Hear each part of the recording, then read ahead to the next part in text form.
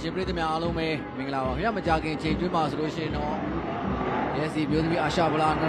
2026စီစဉ်ပွဲဂရုစီရဲ့ပွဲစဉ်တစ်ပွဲဖြစ်ရှင်းပန်းကစားသွားကြမယ်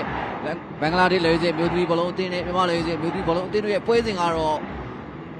ကြခင်ချိန်မှာစတင်ပြီးတော့ရှင်းပန်းကစားတော့မှာပဲဖြစ်ပါတယ်ဘင်္ဂလားဒေ့ရှ်အသင်းအနေနဲ့ကတော့ပွဲထွက်ကစားသမား17ယောက်စီးမှာတော့ဂုသမားနေရာမှာတော့ကျွန်တော်တို့ရူနာခြားသောကစားသမားတွေအဖြစ်ကတော့ကျွန်တော်2ရှီယူလီအစင်ကျွန်တော်3ရှက်ဆွန်နာဟာကျွန်တော်4အဖီဒါအသင်းကောင်းဆောင်ကျွန်တော်5ကိုဟာဒီကျွန်တော်6မိုနီကာကျွန်တော်9ဆပ်နာရာနီကျွန်တော်8မာရီယာမန်ဒါကျွန်တော်10တိုဟူရာကျွန်တော်19ရီဒူပေါ်နာနဲ့ကျွန်တော်20ရှက်ဆွန်နာဟာတို့ဘောတော့ကစားသမားစီးမှာတော့အသုံးပြုလာပဲဖြစ်ပါတယ်ဒီမြန်မာလေးအမျိုးသမီးအသင်းရဲ့ပေါ်ထွက်ကစားသမား17ယောက်စီးမှာတော့ဂုသမားနေရာမှာတော့ကျွန်တော်22မျိုးမြမြငိမ့်ပေါ်ထွက်လာခဲ့ပြီးတော့အခြားသောကစားသမားတွေဖြစ်ကတော့ကျွန်တော်2နှင်းပွင့်အေးကျွန်တော်4ဆုံးရဦးကျွန်တော်5ဖြူဖြူဝင်းကျွန်တော်6နော်ထထဝီကျွန်တော်8စန်းတော်တော်ကျွန်တော်10ခင်မမိုထွန်းအသင်းကောင်းဆောင်ကျွန်တော်17ယူပါခိုင်ကျွန်တော်19ရွှေရီထွန်းကျွန်တော်21ရုံးဝရီလိုင်းနဲ့ကျွန်တော်23ခင်မျိုးတန်နာထွန်းတို့ပေါ်ထွက်လာပဲဖြစ်ပါတယ်ဖြူခွေးဝသိကြီးထွန်းဝင်းဝင်းအစရှိတဲ့ကစားသမားတွေကိုတော့ဒီပြကြီးအဆိုအိုကီရန်စင်းမှာပဲသုံးပြလာတာတော့တွေ့ရတယ်ဗျာပွဲမှာအထက်တင်းလာတဲ့ဝင်ဝင်ကတော့အရန်စင်းမှာပဲရှိနေခဲ့တယ်ဗျအခုလိုရှင်တော့ပွဲစားရဆိုတဲ့မြန်မာတင်းမဲ့ယူရီလာအေရီယာတွေကိုဖျက်ပို့ပေးထားတယ်အပိုက်ကန်လာပြီဒီဆိုဘင်္ဂလားဒေ့ရှ်ပဲရှက်ဆွန်နာဟာအေရီယာတွေဝင်လာပြီအချိန်မှာတော့ကွင်းလက်တန်ကပြစ်ထန်မောတတ်မှတ်ထားခဲ့တာဖြစ်ပါတယ်နေငယ်တော့အန်ဒီများတယ်ဗျဒီပွဲလန်ကန်လာပြီပြန်ထွက်လာထက်ကန်တယ်ဂိုးတယ်များဒီချိန်မှာတော့ပြိုင်ဘက်မြန်မာအသင်းရဲ့အေရီယာထိန်နောက်မှာရရှိလာတဲ့အခွင့်အရေးတစ်ရပ်ကိုဘင်္ဂလားဒေ့ရှ်အသင်းအကောင်းဆုံးတုံးချသွားနိုင်ခဲ့ပြီဖြစ်ပါတယ်ဟုတ်ပါတယ်ခင်ဗျာဆိုရင်ရရှိလာတဲ့လုတ်တဲ့ကံဘောကနေလူတိုင်းကိုထိပြီးတော့ပြန်ထွက်လာတဲ့ဘောလုံးကိုရီဂျူဘောနာဒီကရိုင်ပဲဒုတိယအချိန်ကန့်သွင်းပြီးတော့ဘင်္ဂလားဒေ့ရှ်အသင်းအတွက်လိုအပ်နေတဲ့ဥဆောင်ကိုတော့သူပေးသွားခဲ့တာပဲဖြစ်ပါတယ်ရီဂျူဘောနာရဲ့ပထမအချိန်ကံချက်ကကောင်းဝင်ခဲ့သလိုဒီအချိန်ကဲချက်ကပူပူကောင်းဝင်ခဲ့ပြီးတော့တွင်းကိုအဖြစ်ပါပြောင်းလဲနိုင်ခဲ့တာပဲဖြစ်ပါတယ်။ဖွင့်ပွဲစဉ်မှာတော့လည်းနာဒီအတင်းအတွက်တွင်းကိုတွင်းပေးနိုင်ခဲ့တဲ့ကျွန်တော်ဆက်ခွန်ရီတူပေါ်နာဒီချိန်မှာလည်းအတင်းကိုတော့ဥဆောင်ကိုစပြီးတော့တွင်းသွားခဲ့ပြီပဲဖြစ်တယ်များ။ဒီမှာအေးရဖြတ်ချိုးပေးလာပြီးခေါင်းတိုက်ပြီးတကယ်ကိုမြန်မာအတင်းတော့ကံကောင်းလုံးနဲ့အခြေအနေတရက်လို့ပဲပြောရမှာဖြစ်ပါတယ်။ဘင်္ဂလားဒေ့ရှ်အတင်းနောက်ထပ်ဥဆောင်ကိုထပ်ပြီးတော့ရသွားနိုင်တဲ့အကောင်းဆုံးခွင့်ရေးလဲဖြစ်တယ်များ။တိုက်စစ်ကရှက်စွန်နဲ့အပိုင်ပိတ်သွင်းခွင့်ရခဲ့ပေမဲ့လည်းသူရဲ့အဆုံးသက်ချက်ကဂိုးတိုင်းထိပြီးတော့ထွက်သွားခဲ့လို့မြန်မာအသင်းတော်တက်တာရခဲ့လို့ပြောရမှာဖြစ်ပါတယ်။စန်တော်တော်ရှင်မာပြီးသားတယ်နော်ထထဝေလွတ်ကျွတ်ပဲမြန်မာကစားမ2ယောက်တော့ခင်ဗျာရပါခင်ဗျာလွတ်ကျွတ်ပဲကန်လာတယ်။ဒါပေမဲ့အနေထားတော့တဲ့ဘောဖြစ်သတ်မှတ်ထားတဲ့အနေထားတစ်ခုပဲဖြစ်ပါတယ်။ဒီသားချင်း35မိနစ်မှာမြန်မာအသင်းပြန်လည်ပြီးတော့ရရှိတဲ့အခွင့်အရေးတစ်ခုပဲဖြစ်ပါတယ်။ထောင်ချောက်ကိုဖောက်ထွက်လာခဲ့တဲ့ထထဝီနဲ့ရွှေရီထွန်း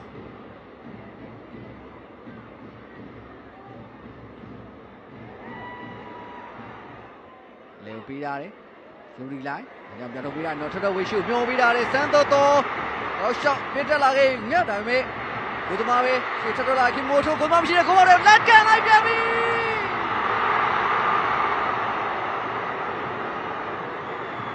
တင်းကောင်းဆောင်ခင်မိုးထိုးဖြစ်ပါတယ်ဒီဘောနဲ့တက်မှတ်ခဲ့ခြင်းမရှိတဲ့အနေထားလိုပဲစောမှာဖြစ်ပါတယ်ဘင်္ဂလားဒေ့ရှ်တင်းကိုသမားရူနာသူရဲ့ဓာတ်နေကြပုံစံအတိုင်းပဲလွတ်ထွက်လာတဲ့ဘောလုံးတွေကိုဂိုရီအေရီယာအပြင်ဘက်ထိတက်ပြီးတော့ရှင်းထုတ်ထက်တဲ့အနေထားကိုတင်းကောင်းဆောင်ခင်မိုးထွန်းခွင့်ရယူဖို့အတွက်ကြိုးစားခဲ့တာပဲဖြစ်ပါတယ်ဒါပေမဲ့သူ့အနေနဲ့ကလည်းပြင်းလွှမ်းရင်းကနေရုတ်တရက်ကန်ရတဲ့နေထားဖြစ်တဲ့အတွက်ကြောင့်မလို့ဘိုးဖြစ်တော့ပြောင်းလဲနိုင်ခဲ့ခြင်းမရှိဘူးခင်ဗျာစင်မုတ်ထားကြီးမြပြူဝင်းဒီရဲကိုမပေးရတယ်ကောင်းတယ်မကြိုးစားတယ်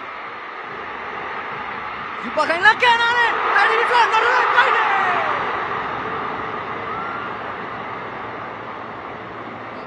ဘာတိုင်းထိပြီးတော့ပြန်ထွက်လာတာဖြစ်တဲ့အတွက်ကြောင့်မလို့ပေါ့တက်မဲ့ဖို့တော့တပြေးပြေးနဲ့နီးစပ်နေပြီလို့ပဲဆိုရမှာဖြစ်ပါတယ်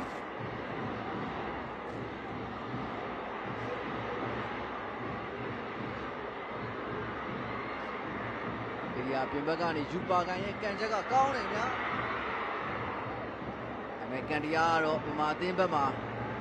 ရှိနေဖို့အတွက်နည်းငယ်ဝေးကွာနေခဲ့တယ်ခင်ဗျာလူဝင်းမင်းရှေ့ပို့ပြီးသားတယ်ညာဒီကောင်းဦးတွေမြနောက်ထပ်ဝေးဂျုံရီလိုင်းနောက်ထပ်ဝေးပဲတားပေါ်တော့လှတယ်ခင်ဗျာဂျုံရီလိုင်းခြေကြည့်နေတယ်ဘယ်သူမှမပေးသေးဘူးတစ်ချက်ပြန်ခောက်ထားတယ်ညာထဲမှာလွတ်နေတယ်ခင်ဗျာစမ်းတော့အေရီယာထဲမှာထိစားတယ်လက်ကမ်းပြီတော့ရရှိလာတဲ့အခွင့်အရေးကိုအေရီယာထိတ်ဆက်မာနေမယ်အဆုံးသတ်ဖို့အတွက်အကျိုးသားခဲ့တာပဲဖြစ်ပါတယ်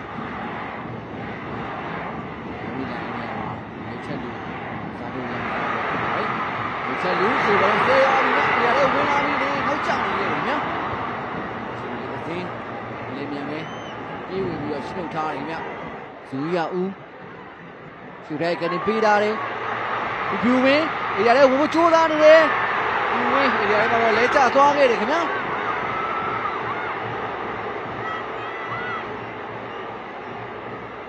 ပေမဲ့ပြန်နေပြစ်တဲ့အဖြစ်သတ်မှတ်ဖို့တော့ကိုယ်တိုင်ကတော့ညှင်းဆန်ထားခဲ့တယ်ခင်ဗျာရီတူပေါ်နာပေချမ်းပါပဲခင်ဗျာအင်ပွေအေကိုဖျက်ချူကြိုးစားနေတယ်ကြော်လာတယ်ခင်ဗျာရီတူပေါ်နာဟိုလေးကိုအနေရများတဲ့နေထားတစ်ခုပဲခင်ဗျာရီတူပေါ်နာရဲ့ဖျက်တင်ပေးဖို့မှုကိုကွင်းလျာနေတောက်လျှောက်လိုက်တက်လာခဲ့တဲ့မိုနီကာလိုက်တဲ့ပိတ်သွင်းမှုအတွက်ကြိုးစားခဲ့တာပဲဖြစ်ပါတယ်ချင်းဒီကြည့်နေဗျမြန်မာအသင်းပဲနောက်တန်းမှာပုံမှန်ရှိနေခဲ့တဲ့ဇူရီယာဦးလူပေးတာမှားသွားပြန်ပြီခင်ဗျာရီတူပေါ်နာဘင်္ဂလားဒေ့ရှ်အသင်းပဲခွင့်ရကိုအသုံးချနိုင်မလားစောင့်ကြည့်ရမယ်ရီတူပေါ်နာရှုပ်လာကန်လာပြီပွဲစီပေါ်နာရဲ့ဒုတိယမြောက်သွင်းကိုဖြစ်တယ်လို့ဘင်္ဂလားဒေ့ရှ်အသင်းကိုဦးဆောင်စေခဲ့ပြန်ပြီဖြစ်တဲ့သွင်းကိုတကိုးပဲဖြစ်ပါတယ်။ဒီမှာနောက်တန်းအမအနေနဲ့ဘင်္ဂလားဒေ့ရှ်အသင်းဒုတိယမြောက်ဦးဆောင်ကိုထပ်မံပြီးတော့ရရှိသွားခဲ့ပြန်ပြီဖြစ်တယ်ခင်ဗျာ။ပထမသွင်းကိုသူ့ပေးခဲ့တဲ့ဂျော့နမဆက်ခွန်ရီဒူပေါ်နာပဲလက်လက်ပပသူ့ပေးခဲ့ပြန်တာပဲဖြစ်တယ်ခင်ဗျာ။အဲဒီရရှိသွားတဲ့သွင်းကိုမှာတော့မာတင်နောက်တန်းကစားသမားတွေရဲ့မားနေတဲ့ရီတူပေါ်နာရရှိလာတဲ့အခွင့်အရေးကိုတော့ပိုင်နိုင်ဆုံးအသုံးချသွားခဲ့တာပဲဖြစ်ပါတယ်ဒီအချိန်နဲ့နေငယ်ထွက်နေခဲ့တဲ့မာဂူသမားမျိုးမြမြငင်းကိုပါကြော်ပြီးတော့ပေါ်နာအခုလိုပဲလက်လက်ပပအဆုံးသတ်သွားခဲ့တာဖြစ်တယ်နော်ဒါကြောင့်မလို့လက်ရှိမှာတော့ဘင်္ဂလားဒေ့ရှ်အသင်းက2ဂိုးဂိုးမိဆိုတဲ့အနေအထားတစ်ခုနဲ့မာတင်ကိုတော့ဦးဆောင်နေခဲ့ပြီဗျာ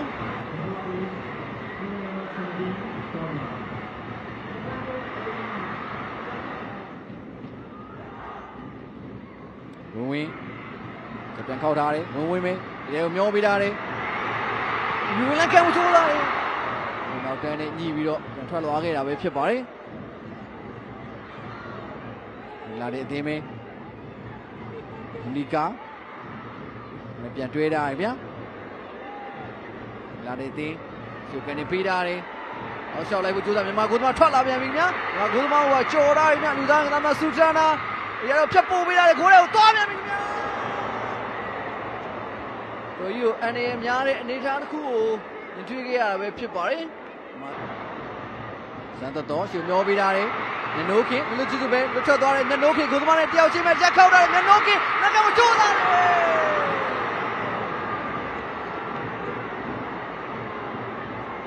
ယ်ကိုသမားကိုဖျက်ချော်ဖို့ကြိုးစားရင်းနဲ့ပဲပြဿနာနဲ့ကြုံတွေ့သွားခဲ့တာပဲဖြစ်ပါတယ်ဘုံသမားနဲ့တယောက်ချင်းရင်ဆိုင်တွေ့ရတဲ့အနေအထားတစ်ခုကနေမာတဲ့အသုံးချနိုင်ခဲ့ခြင်းတော့မရှိဘူးခင်ဗျာစံတော်ရဲ့အကွက်မြင်ပေးပို့မှုကနေလူကျွန်ထောင်ချောက်ကိုပေါက်ထွက်ပြီးတော့မျက်နှိုးခင်းဒီမှာဖျက်ချော်ဖို့ကြိုးစားခဲ့တာပဲဖြစ်တယ်ခင်ဗျာ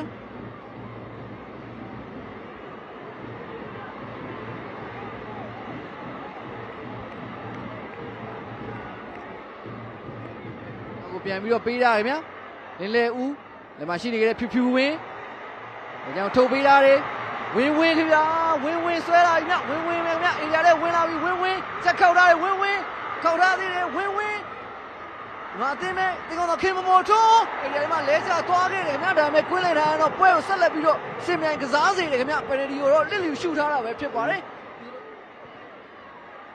ရှုကန်ပိုးပေးထားတယ်မမသိမဲ့စမ်းတော်လွတ်လွတ်ကျွတ်ကျွတ်ပဲအေရီယာလေးဝင်လာပြီစမ်းတော်ဂိုးသမားနဲ့ပြောင်းချင်းပဲချိုးပေးတယ်ဘေဘီ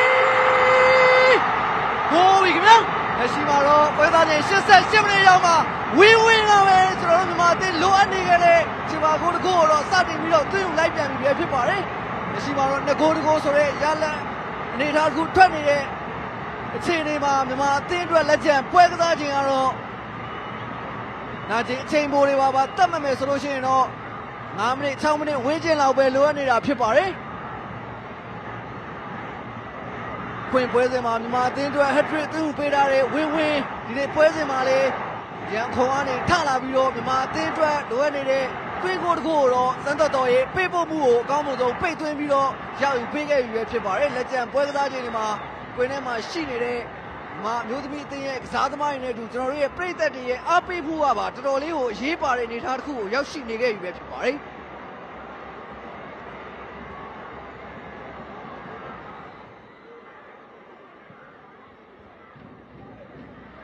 ဒီမဲ့ဘောင်းလာတယ်မိထက်လူဘက်ကိုကြိုးစားနေတယ်မိထက်လူပဲလက်ကျသွားနေပြန်ပြီခင်ဗျာဒီမှာလဲကွင်းလေတိုင်းကဒီကဘောတော်တတ်မှတ်ခဲ့ခြင်းတော့မရှိဘူးခင်ဗျာဘင်္ဂလားဒေ့ရှ်အသင်းရဲ့ပရိဧရိယာထိတ်အဆက်မှာဟိုရိုက်ဖို့ကြိုးစားရင်းနဲ့မိထက်လူကိုဟာဒီနဲ့ထိမိပြီးတော့လဲကျသွားခဲ့တာပဲဖြစ်တယ်ခင်ဗျာဒီမှာလဲဂျော်ဒန်ကွင်းလေတိုင်းကပြက်တသားကိုညင်းပယ်ထားခဲ့တာပဲဖြစ်တယ်ခင်ဗျာနော်ရီယာဇူယာဦးစုကနေပေးတာလေဘင်္ဂလားဒေ့ရှ်ပဲခေါင်းဦးတွေမြမာတင်မဲအကစားဝန်သားရှင်ပြည်သက်များခင်ဗျာကျွန်တော်အစီအကံတင်ဆက်နေစဉ်အတွင်းမှာပဲဘင်္ဂလားဒေ့ရှ်အသင်းနဲ့မြန်မာအသင်းတို့ရဲ့ပွဲကစားခြင်းကပြီးဆုံးသွားခဲ့ပြီပဲဖြစ်ပါတယ်ပွဲပြီးဆုံးတဲ့အချိန်မှာတော့ဘင်္ဂလားဒေ့ရှ်အသင်းက2ဂိုးဆိုတဲ့ရလဒ်နဲ့မြန်မာအသင်းကိုအနိုင်ကစားသွားပါတယ်ဆိုတဲ့အကြောင်းအစီအကံတင်ဆက်ရင်းနဲ့ပဲကျွန်တော်ရဲ့ဒိုင်ထုတ်နေမှုကိုဒီမှာပဲရန်နာခွင့်ပြုပါခင်ဗျာအားပေးကြည့်ရှုခဲ့ကြတဲ့ပြည်သက်တယောက်ချင်းတိုင်းကိုကျေးဇူးအထူးပဲတင်ရှိပါတယ်ခင်ဗျာ